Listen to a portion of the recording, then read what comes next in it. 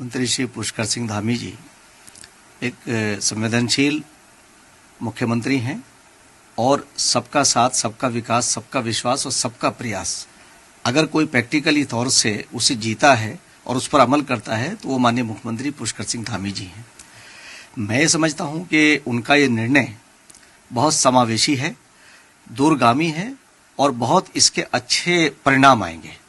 ये मैं इसलिए कह रहा हूं कि मैंने मदरसा बोर्ड में 2 साल लगभग मुझे होने को हैं। मैंने इन 2 सालों के अंदर जिस तरह से उन्हें मुसलमानों के नहीं बल्कि पूरे प्रदेश के लोगों के उनका विजन देखा है, वो उससे मैं एक ही बात कह सकता हूं कि किसी भी समुदाय को, विशेषकर मुस्लिम को, उन्हें इसमें पैनिक होने की जरूरत नहीं है। इसका एक अच्छा रिजल्ट निकलेगा और जो मदरसों में हमारे समकक्षता नहीं थी, जो बच्चे 8वीं क्लास तक तो ये था कि 9th क्लास में जाके बच्चों का एडमिशन हो जाता था, मगर अगली क्लास के लिए वो इसके लिए एलिजिबल नहीं थे। आज उन्हें, और वो क्यों थे, आगे चल करके फिर समकक्षता की बात आती थी। तो हमारे मदरसों के लोग भी इस बात को कहते थे और मैं भी 2 साल से इसी प्रयास में था कि कैसे हम इन चीजों का हल निकाल सकते हैं। तो माननीय मुख्यमंत्री जी की जो दूरअंदेशी है, उन्होंने उसका हल स्वयं निकाल दिया कि विद्यालय परिषद से ये सब रिलीज हो जाएंगे और इसका बड़ा फायदा एक ये होगा कि जो एनसीईआरटी हमारे बच्चे पढ़ रहे थे, आज वो विद्यालय परिषद के सिलेबस को पढ़ेंगे और विद्यालय परिषद के सिलेबस को पढ़ने के बाद उनके सामने जो रास्ता प्रस्तुत होगा वो बहुत मैं समझता हूं कि उन बच्चों के फ्यूचर के लिए, उनके मुस्तकबिल के लिए एक अच्छा रास्ता उन्हें मिलेगा। वो इंजीनियर बनेंगे, डॉक्टर बनेंगे, आईएएस और आईपीएस बनेंगे। सीधे तौर पर आपके ऊपर ही आरोप है, यानी सरकार पे भी आरोप है कि आपने जितने भी मदरसे, अब तक करीब कई हजार मदरसे आपने उत्तराखंड में बंद किए, जिसमें 70% से ज्यादा मदरसे नहीं मकतब थे, जिनको कोर्ट ने अभी फैसला दे दिया उनको दोबारा खोलने के लिए कह दिया है, वो मकतब थे वहां पे। नहीं, आपको एक बात बताएं, मैं आपको ये वाजे करना चाहता हूँ, पहले तो हजारों नहीं है, लगभग 270 के करीब वो मदरसे जो अवैध थे, सैकड़ों में रजिस्टर्ड नहीं थे। हाँ, सैकड़ों में कह सकते हैं आप। तो मगर मैं आपसे ये इसलिए कहना चाह रहा हूँ ये बात कि ये हमारा, अगर हम इस्लाम को मानते हैं, अपने रसूल को मानते हैं, तो हमारा पहला फर्ज है कि ट्रांसपेरेंसी और ईमानदारी हमारे यहाँ होनी चाहिए।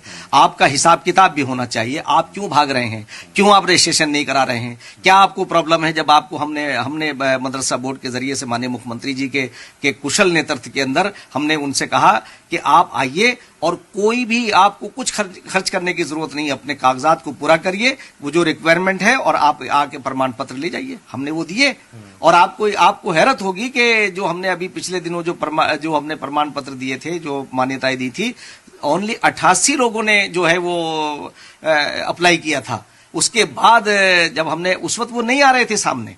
तो क्यों नहीं आ रहे थे? क्योंकि उन्हें ये बताना पड़ेगा कि आप क्या पढ़ा रहे हैं, क्या लिखा रहे हैं, कहां से आपके रिसोर्सेज क्या हैं, ये रिसोर्सेज क्या है। इसलिए कि उत्तराखंड सरकार एक ऐसी संवेदनशील सरकार है, एक ऐसा राज्य है कि जो आदर्श राज्य की तरफ माननीय मुख्यमंत्री जी उसे लेके चल रहे हैं। तो ये भी जरूरी है कि, क्योंकि आजकल एक बड़ा मसला ये है कि जो हमारे प्रदेश के बच्चे हैं, उनके साथ साथ जो बाहर के बच्चे आते हैं, उनके डॉक्यूमेंट्स भी पूरे होने चाहिए, उनके आधार कार्ड भी होने चाहिए, उनके सारे डिटेल होनी चाहिए। अब अगर इन चीजों को सरकार जानना चाह रही है तो आप उसे क्यों छुपाना चाह रहे हैं? तो ये सारी चीजें जो हैं आपको शक के दायरे में लाके खड़ा करती हैं। तो हमने इसीलिए कोशिश की मदरसों के लोगों से कि अगर तुम अगर अपने रसूल की तालीम को मानते हो, तो हमारे रसूल ने तो किसी जगह भी कहीं झोल नहीं है। और जो आपका जो धर्म आपको बताता है, वो तो आपको बताता है आपको ईमानदार होना चाहिए, आपको ट्रांसपेरेंस होना चाहिए। तो इसलिए मैं आपके माध्यम से बात कहना चाहता हूं कि इस वक्त जो सरकार का ये फैसला है माननीय मुख्यमंत्री जी का, बगैर किसी भेदभाव के है और बगैर किसी निष्पक्षता के साथ वो सबको साथ लेके चल रहे हैं। ये सच है कि अब उसका फायदा जो है मुसलमानों के साथ साथ जो अन्य अल्पसंख्यक अकलियत के लोग हैं उन्हें भी पहुंचेगा और एक छत के अंदर सबको जो है मान्यता मिलेगी। तो मैं समझता हूं कि जब सब 6 के 6 साथ होंगे तो ज्यादा